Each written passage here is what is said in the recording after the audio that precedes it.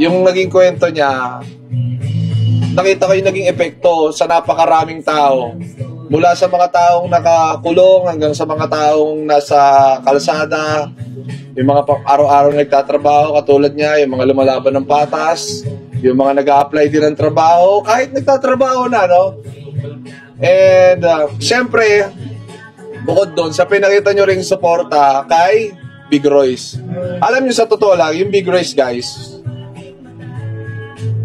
struggling business si Big Royce bago ko ipasok si Aaron. Pero for some reason, tinanggap pa rin siya ni Roy. Kahit hirap sila mismo na sa benta nila. Kasi wala naman, hindi sobrang sikat nung spot nila eh. Hindi sobrang sikat nung spot nila. Makikita nyo naman nung nag-vlog kami doon, wala masyadong tao. Diba? So, napakalaking tulong nito, especially nila Boss Roy, dahil nagkaroon ng bagong buhay yung Big Royce. Alam niya may story, di ba? Nakulong siya, nagsara yung Big Royce, nagsara ng 2 taon dahil siya mismo yung may-ari, nawala siya, so walang tututok dun sa negosyo niya. So ngayon, nagkaroon siya ng bagong buhay, and at the same time, marami rin siyang mga natutulungan para kamukha ng sitwasyon ni Aaron, no? So napakalaking bagay nun. And gusto ko lang sabihin sa inyong lahat na maraming salamat dahil kayo rin yung dahilan kung bakit nangyayari yun kay Boss Roy ngayon, and syempre, si Aaron. Si Aaron, ano siya, okay siya. Nakapagbukas na siya ng bangko. So ano ba mga improvement sa buhay ni Aaron after ng mga vlog na hindi nyo na napapanood? Ngayon may sleeve na siya, kung nakikita nyo dun sa may tattoo na siya, naunahan pa ako. So marami ring lumalapit sa kanya para tulungan siya, which is very good. Napakaganda nun.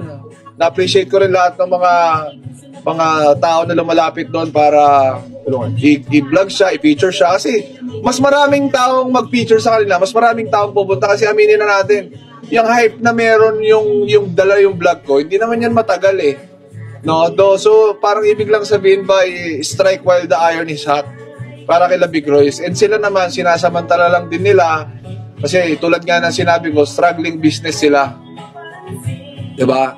So napalaking tulong, parang konting-konti na lang magsasara na sila. Parang nasa ganung level sila, and then until dumating si Aaron. And despite nung magsasara na sila, ang lupit ni Boss Roy, kasi imaginein mo, struggling business ka pero tinanggap mo pa rin si Aaron dahil lang parehas sila ng sitwasyon. And para lang sa inyong kaalaman, bago ko nilabas yung vlog, 1 buwan ang lumipas. So nagtrabaho muna talaga si Aaron doon. Pero syempre, makita ko rin kung okay ba talaga siya, diba? So ayun.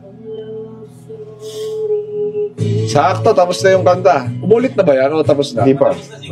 So ayun, maraming salamat sa inyo, and balik tayo sa bentahan. Okay. Sando yung Big... Oy! May nagsando! Oy, thank you! Ano yun? Big 3. Salamat sa Diamond 3. Oy, Diamond 3.